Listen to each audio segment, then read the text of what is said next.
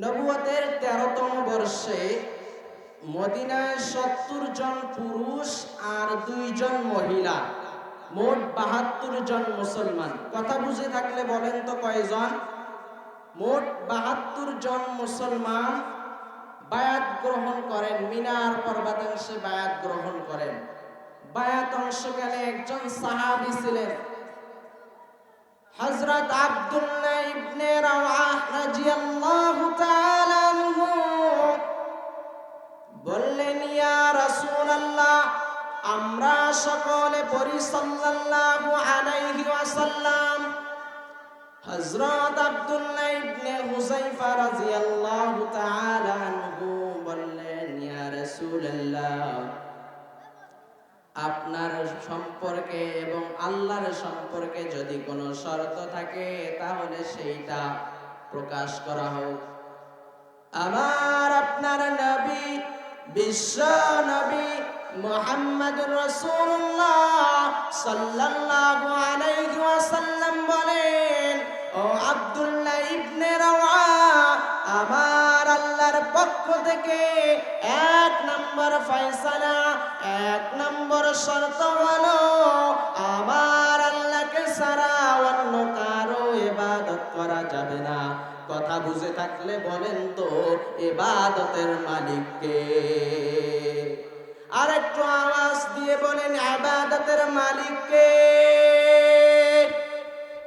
আমার আল্লাহকে ছাড়া অন্য কাউকে সিজদা দেওয়া যাবে না।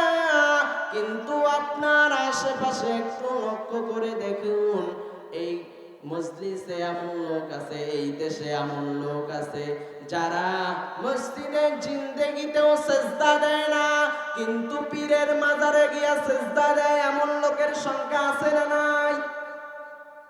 অবশ্যই আছে।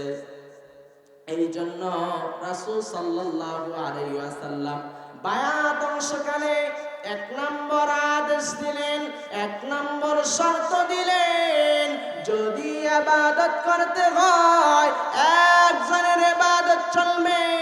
চিল্লায়া বলেন তো তিনার নাম কি? আল্লাহকে ছাড়া অন্য কারো সিজদা দেওয়া যাবে?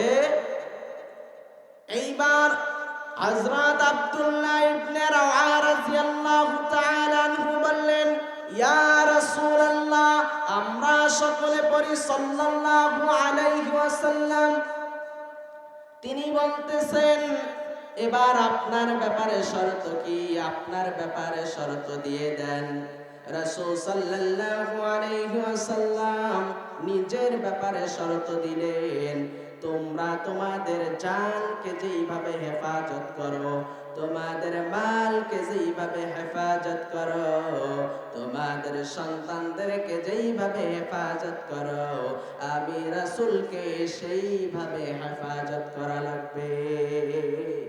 রাসূলকে কার মতো হেফাজত করা লাগবে? আপনার জান যেইভাবে হেফাজত করেন আপনি, আপনার মাল যেইভাবে হেফাজত করেন, ঠিক তেমনি ভাবে রাসূলকে হেফাজত করবেন। এইটা রাসূল 2 নম্বর শর্ত দিলেন। এইবার হযরত আব্দুল্লাহ ইবনে রাওয়াহ রাদিয়াল্লাহু তাআলা আনহু রাসূল সাল্লাল্লাহু আলাইহি ওয়াসাল্লামকে বললেন, আমরা যদি এই 2টা শর্ত পালন করি, এই 2টা শর্ত পূরণ করি, তাহলে আমাদের জন্য কি রয়েছে?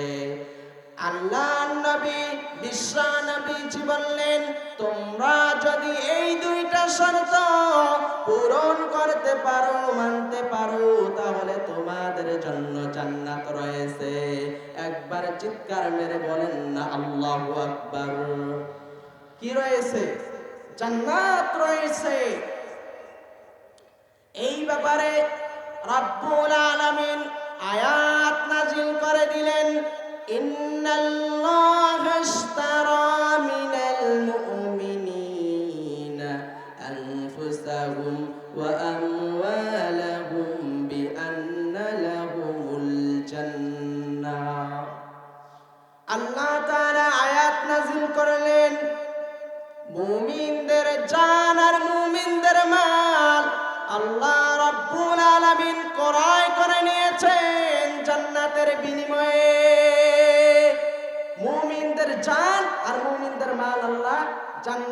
বিনিময়ে কি করছেন? ক্রয় করে নিয়েছেন জান্নাতের বিনিময়ে।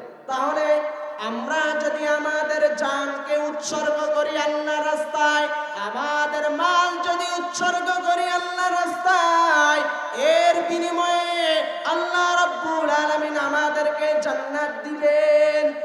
আল্লাহর রাস্তায় আমাদের জান মালগুলো ব্যয় করার দরকার আছে না নাই? একজন সাহাবী ছিলেন হযরত আব্দুল্লাহ ইবনে হুযায়ফা রাদিয়াল্লাহু তাআলা আনহু।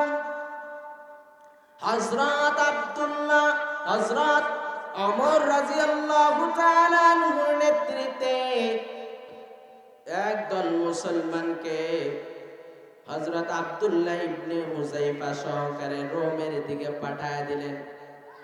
যখন এই হযরত আব্দুল্লাহ ইবনে হুযায়ফা সহ একদল সাহাবীদের কাফেলা রোমের দিকে পাঠিয়ে দিয়েছেন, রোমে যাওয়ার পরে রোম সম্রাট তাদেরকে গ্রেফতার করে ফেলেছে। আব্দুল্লাহ ইবনে হুযায়ফাকেও গ্রেফতার করলো। যত সাহাবী ছিল সমস্ত সাহাবীদেরকে গ্রেফতার করলো।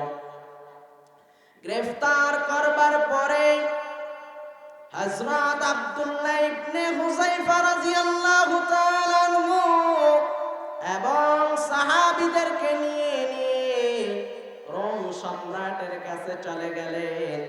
রোম সম্রাটের কাছে যাওয়ার পরে ওই রোমের বাদশা হিরাক্লিয়াস সাহাবীকে ডাক দিয়ে বলতেছেন, ওগো সাহাবী হযরত আব্দুল্লাহ ইবনে হুযায়ফা, তোমার গায়ে এত নোংরা পোশাক কেন, ছিঁড়া পোশাক কেন? ইসলাম কি গরিবদের? কি বলতেছে? তোমার গায়ে এত ছিঁড়া পোশাক কেন? তোমার পায়ের জুতা এত কম দামি কেন? তোমার গায়ে থাকবে রাজকীয় পোশাক। আব্দুল্লাহ ইবনে হুযায়ফা রাদিয়াল্লাহু তাআলা আনহু বললেন, এত কাহিনী করার দরকার নাই, একটু বুঝায়া বলো কি বলতে চাও, স্পষ্ট করে দাও। তখন রোমের বাদশা স্পষ্ট করে দিলেন, ও আব্দুল্লাহ ইবনে হুযায়ফা, তুমি যদি ইসলাম ধর্ম বাদ দিয়ে ইসলাম ধর্ম ত্যাগ করে আমাদের ধর্মে ঢুকে যাও, খ্রিস্টান হয়ে যাও, তাহলে তোমাকে এই যে আমার রাজত্ব দেখতেছো, এই রাজত্বর অর্ধ রাজত্ব তোমাকে দিয়ে দিব, এবং আমার যে ঘরে একটা মেয়ে কন্যা আছে এই কন্যার সাথে তোমাকে বিয়ে দিয়ে দিব। এখন কি করবে বলেন? মেয়েও দিবে আবার অর্ধ রাজত্ব দিয়ে দিবে। আমরা বলে তো বলতাম যে মেঘ না চাইতেই জল, কথা বল ঠিক না ভাই? ঠিক। আমরা বলতাম মেঘ না চাইতেই জল, আরে তোর সম্পদ লাগবে না, তুই মেয়েটারে দিয়ে দে। ওই সাহাবীর ভিতরে কোনো লোভ নাই, কোনো লালসা নাই, কারণ ইসলাম আছে বুকের ভিতরে, ইসলামী চেতনা লালন করে। সাহাবী তাকে উত্তর দিল, ইয়া হিরাকলু ওয়াল্লাহি লাউ উরিদাত আলাইয়া দুনিয়া কুল্লুহা আন আতরুকা দীনা মুহাম্মাদিন মা তারাকতুহু। চিৎকার মেরে জোরে বলেন আল্লাহু আকবার। আস্তে বলবেন না, জোরে বলেন আল্লাহু আকবার।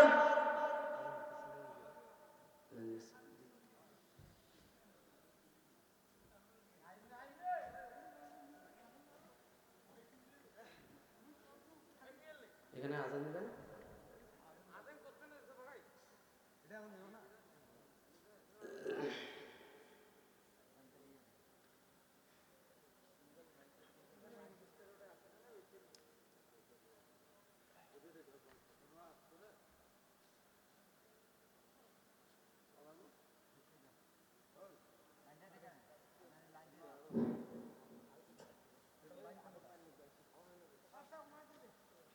এইটা তো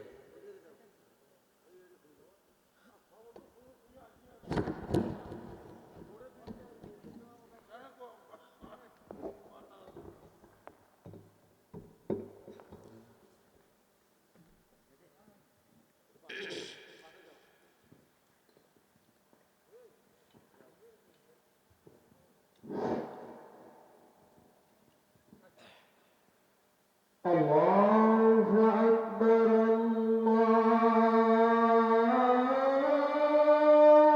أكبر الله أكبر الله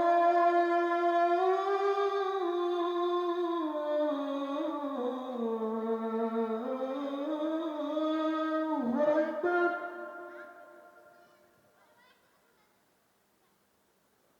أشهد أن لا إله إلا الله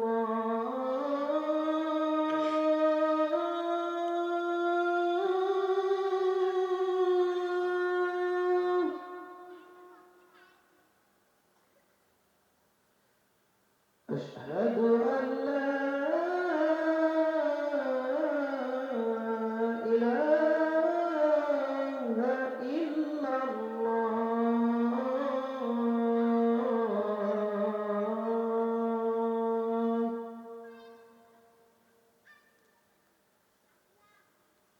أشهد أن محمدا رسول الله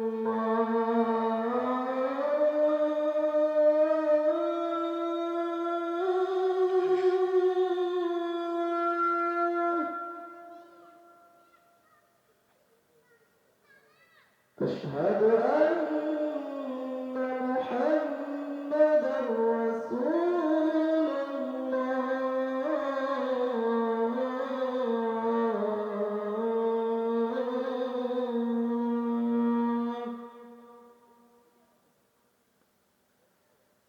حي على الصلاة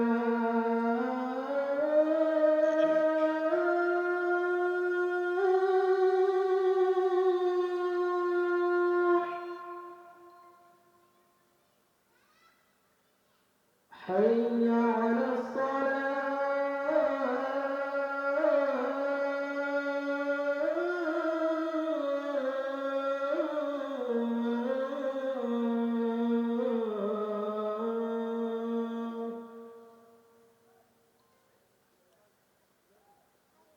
حي على الفلاح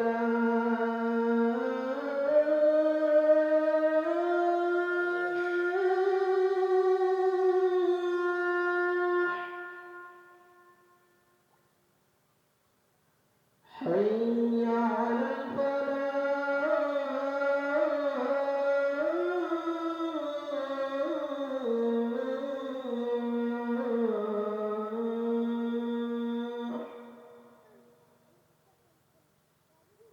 الله أكبر الله أكبر لا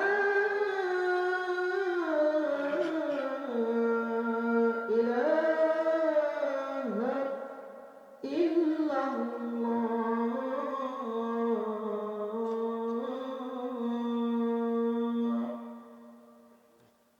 এদিকে দাও, এত সময় নিয়ে আসবে না মানুষ।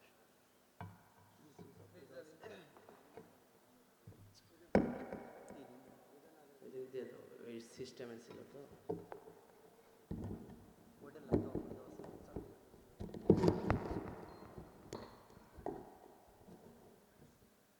اللهم رب هذه الدعوة التامة.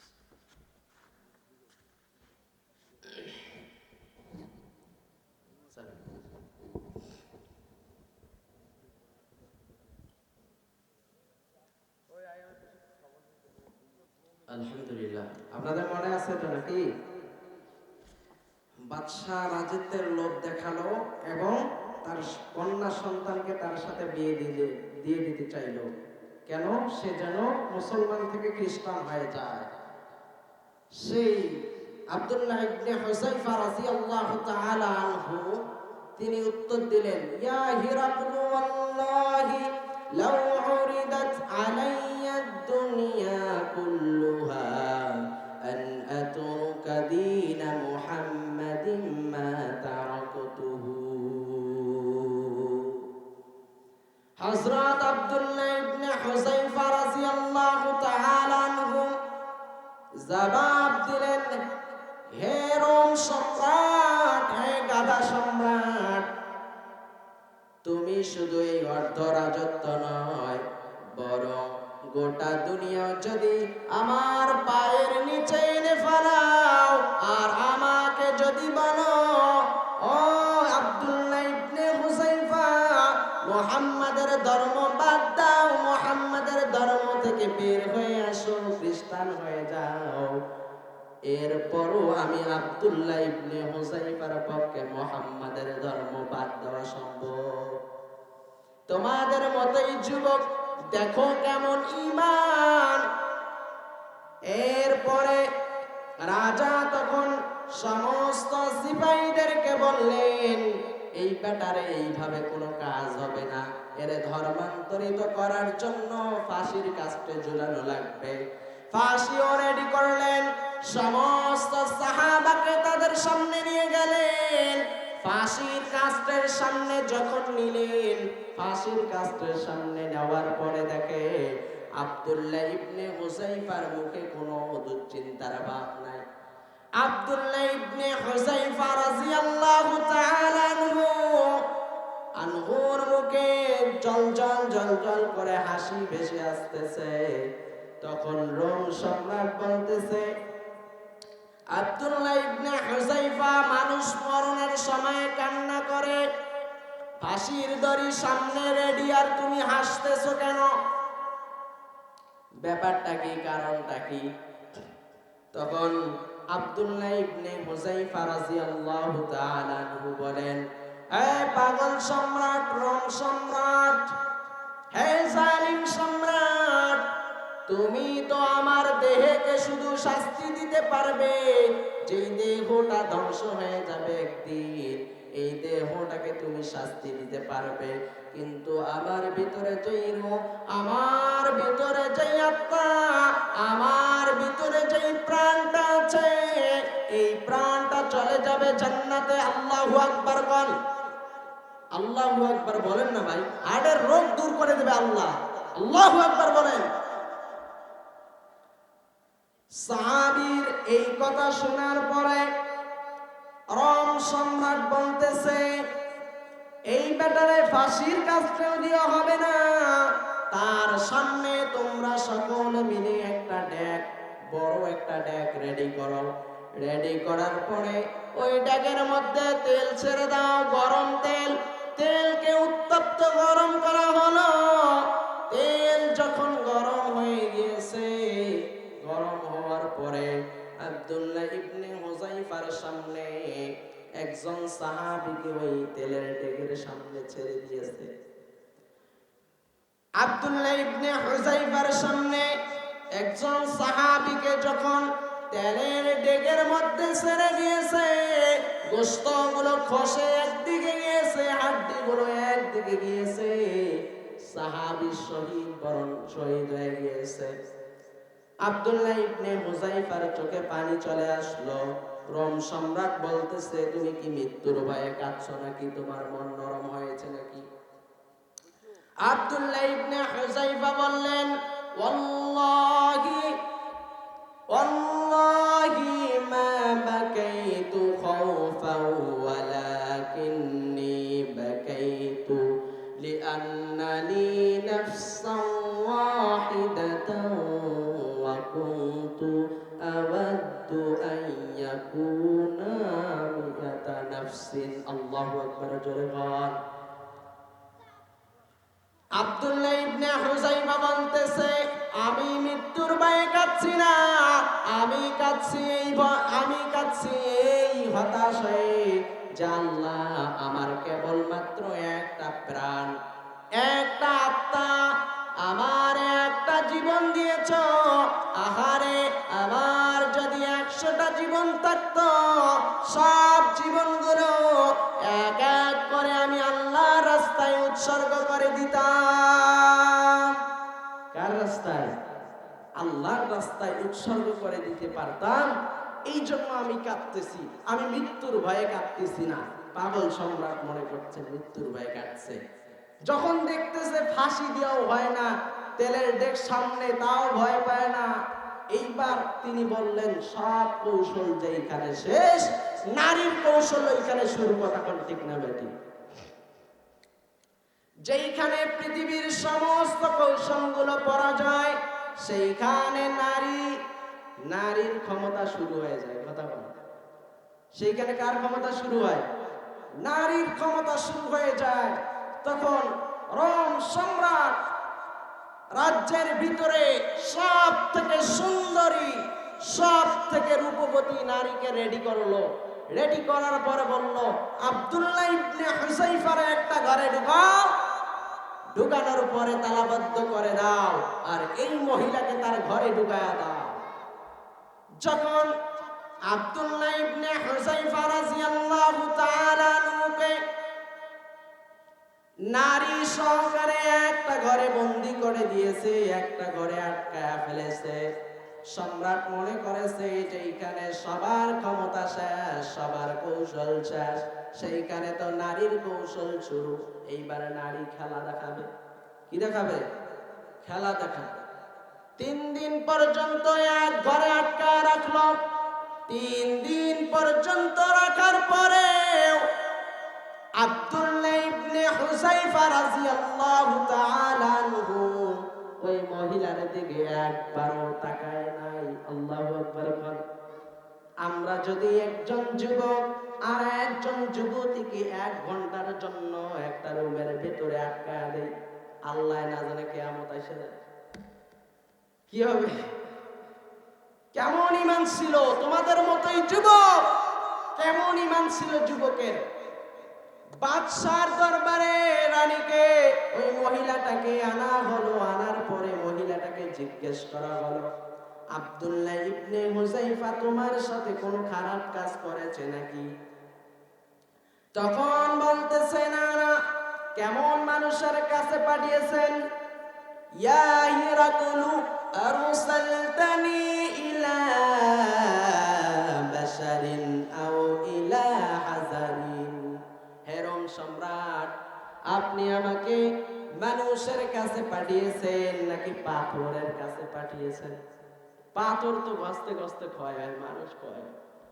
বলতেছে, আপনি আমাকে কেমন মানুষের কাছে পাঠিয়েছেন? পাথরের কাছে পাঠিয়েছেন নাকি মানুষের কাছে পাঠিয়েছেন? সব সময় তার মুখ থেকে শুনছি, কওলা লা ইলাহা ইল্লাল্লাহ। আমার দিকে চোখ তুলে তো তাকানো দূরের কথা, সব সময় তার জবান থেকে বাইর হচ্ছে লা ইলাহা ইল্লাল্লাহ। যখন সব কৌশল শেষ, রাজা দেখতেছেন একে আর কোনোভাবেই ইসলাম থেকে বাহির করা যাচ্ছে না। তখন রাজা বলতেছেন, তোমাকে একটা শর্ত দিলাম, তুমি যদি আমার কপালে চুম্বন করতে পারো তাহলে আমি তোমাকে মুক্তি দিয়ে দিব। কাকে? আব্দুল্লাহ ইবনে হুযাইফাকে মুক্তি দিয়ে দিবেন। আব্দুল্লাহ ইবনে হুযাইফা রাদিয়াল্লাহু তাআলা আনহু বললেন, আমি একা মুক্তি পাবো এটা হবে না, বরং আমি তোমার কপালে চুম্বন করব। এর বিনিময়ে আমার যত সাথী আছে সমস্ত সাথীকে মুক্তি করে দিতে হবে। যখন এই প্রস্তাব রাখলেন, রাজাও রাজি হলেন। আব্দুল্লাহ ইবনে হুযাইফা রাদিয়াল্লাহু তাআলা আনহু তার কপালের মধ্যে একটা চুম্বন করলেন। চুম্বন করার পরে সমস্ত সাথী মিলে মদিনায় চলে গেলেন। মদিনায় যাওয়ার পরে হযরত ওমর রাদিয়াল্লাহু তাআলা আনহুর কানে সমস্ত ঘটনাগুলো খুলে বললেন। খুলে বলার পরে হযরত ওমর রাদিয়াল্লাহু তাআলা আনহু আব্দুল্লাহ ইবনে হুযাইফা রাদিয়াল্লাহু তাআলা আনহুকে বুকে টেনে নিয়ে কপালের মধ্যে একটা চুম্বন করলেন। এত পরীক্ষা দিয়েছেন সাহাবায়ে কেরাম, ঈমানের পরীক্ষা। কিসের পরীক্ষা? ঈমানের পরীক্ষা। যার ভিতরে বিন্দু পরিমাণে ঈমান থাকবে ওই ব্যক্তিটা কোনো না কোনো একদিন আল্লাহর জান্নাতে ঢুকবেই ঢুকবে।